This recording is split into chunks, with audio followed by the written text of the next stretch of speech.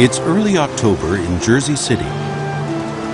Jehovah's Witnesses in the United States eagerly prepare to welcome thousands of visitors. They came from 84 countries to attend a special meeting. We met friends from the Fiji, we met friends that are serving in Thailand. We come from Madagascar. Serving in Nigeria branch. This is the first time that Armenian delegates are invited. We're visiting from the Mexico branch. And we're from the Dominican Republic, and we're really excited to be here for the annual meeting. I am from Peru. We are from Sri Lanka. And I'm from the Bethel in London. We are from Iraq, but we are living now in Norway. It's the high point of the year.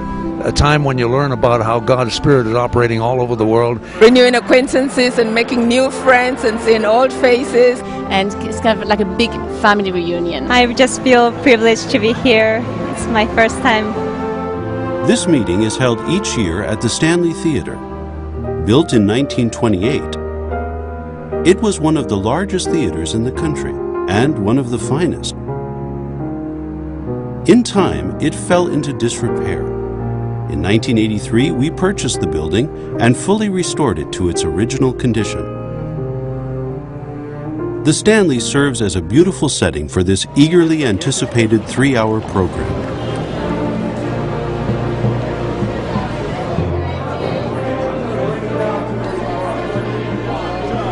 Some of the visitors watch from satellite locations. All are excited as the program is about to begin.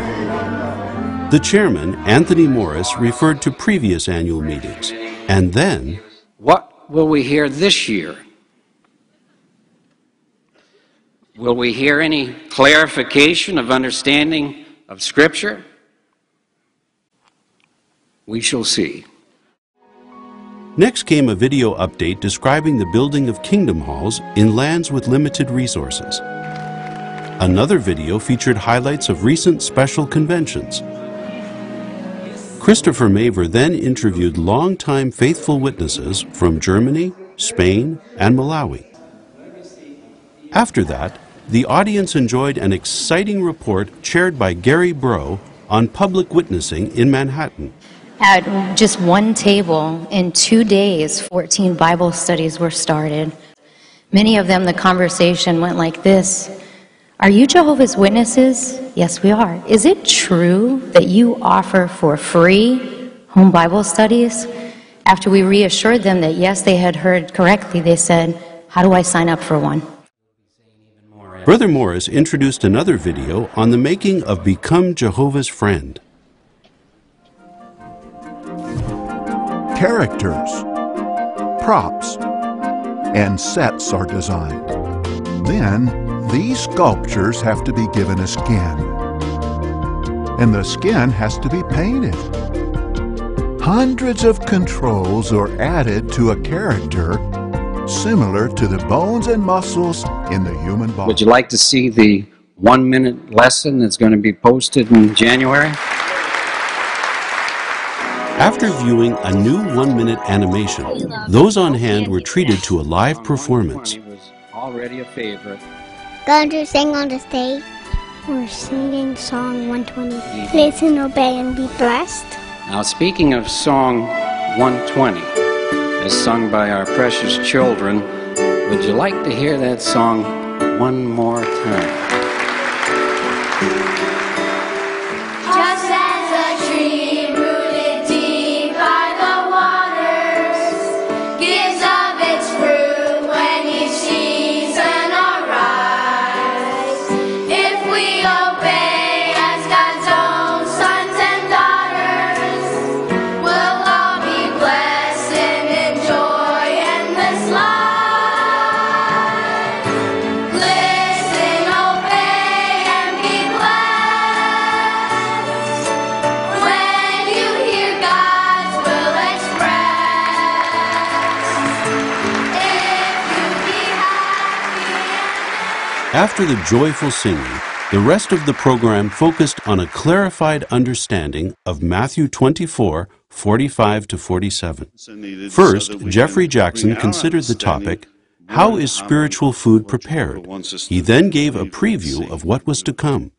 So you'll be interested to note that the next series of 5 talks, each of them given by a governing body member, is about to adjust our understanding of a very treasured subject.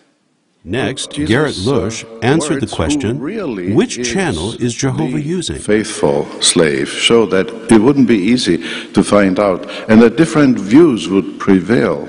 There would be various wrong views as well. Another question, since the domestics are fed by the slave, are the individual anointed the only ones who need to be fed as domestics by the slave, or does the expression domestics include others as well?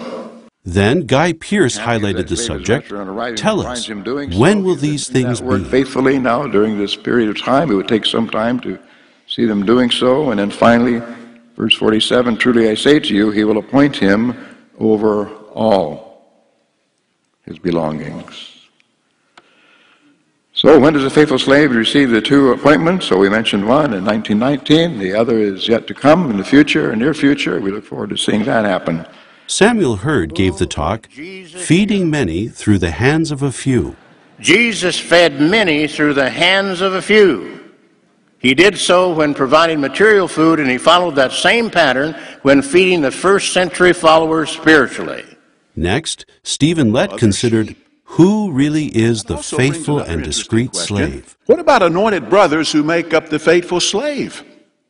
Well, they too need to be fed spiritually.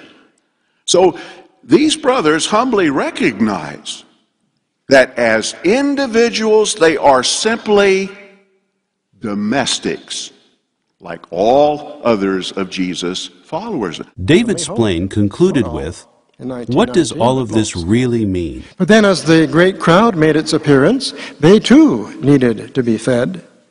And so the great crowd and the anointed are all domestics. We are all domestics. And brothers, we love this teaching. We love this idea because it really, truly does dignify the members of the great crowd.